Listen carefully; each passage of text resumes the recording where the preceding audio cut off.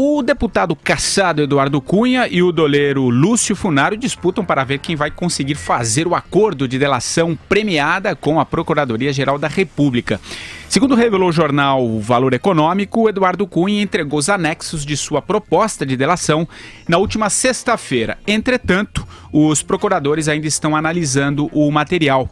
Os investigadores dizem que apenas um dos dois poderá assinar acordo de colaboração com a Justiça. Eu começo com você, Vera. As delações dão mais fôlego por uma nova denúncia contra a Temer? Eu queria que você falasse um pouquinho também quem que ganha essa disputa aí.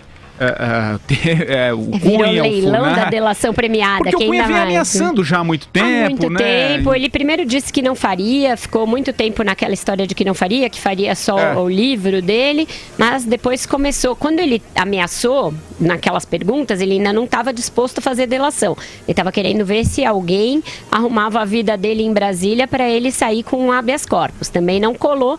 E aí, diante do escândalo JBS, secando a fonte, e ele vendo que ele ia ficar único a cumprir pena integral, ele começou de fato e só aí a negociar uma delação.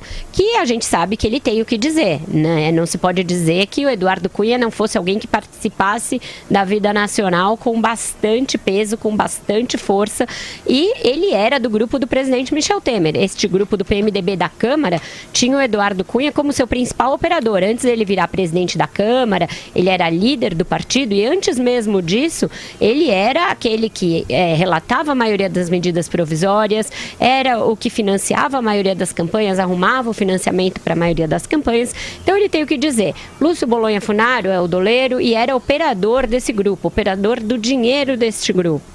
Então os dois têm o que dizer, essas delações se complementam. A gente não sabe se as duas serão aceitas porque elas podem ser muito redundantes. Então, daí porque essa corrida para ver quem delata primeiro. E à mercê desse tipo de fato e desse tipo de pressão, é uma espécie de chantagem, não deixa de ser, que o presidente vai ficar durante pelo menos 2 semanas. Se conseguir votar em 2 de agosto, são essas 2 semanas que ele tem para sangrar. Se não, vai continuar isso. E aí seriam novas denúncias, porque as que já estão preparadas, elas têm de ter fato determinado. Ou seja, nessa que está correndo não pode ser anexado nada que não diga respeito àquele fato. A conversa do Temer com o Joesley. As próximas também já tem fato determinado.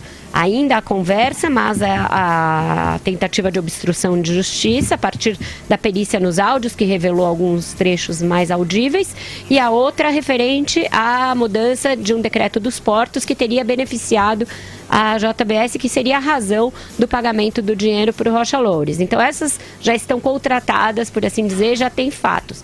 Pode dar ensejo a outras denúncias se o Janot tiver tempo para isso e se ele seguir nessa atoada aí de ter o Temer como principal bola dele.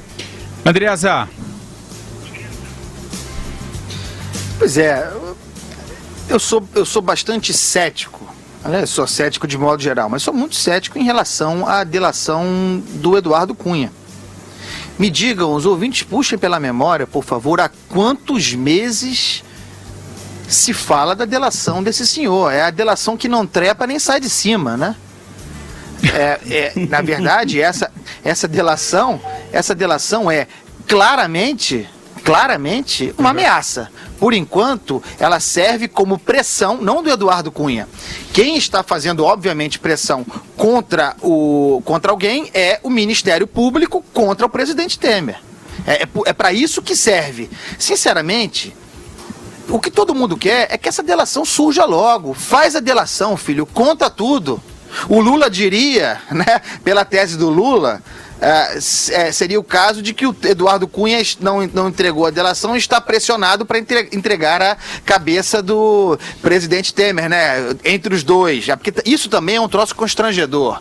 Só tem lugar para uma, Funaro ou Eduardo Cunha. Dá margem para que as pessoas digam, vai ser a delação de quem entregar o Temer. É a tese do Lula, bizarra, espúria, mas dá margem para esse tipo de especulação. Essa que é a verdade. Então, formaliza a delação logo.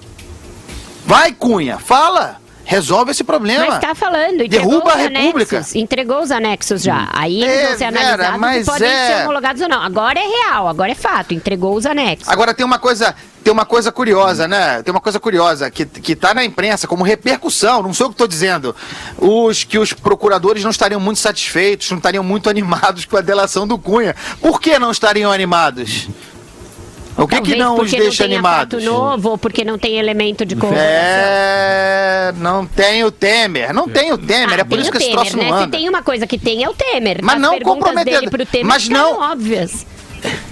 Mas não, Vera, mas não algo que componha, como você mesmo disse, o grande eleitor brasileiro, que é o fato novo.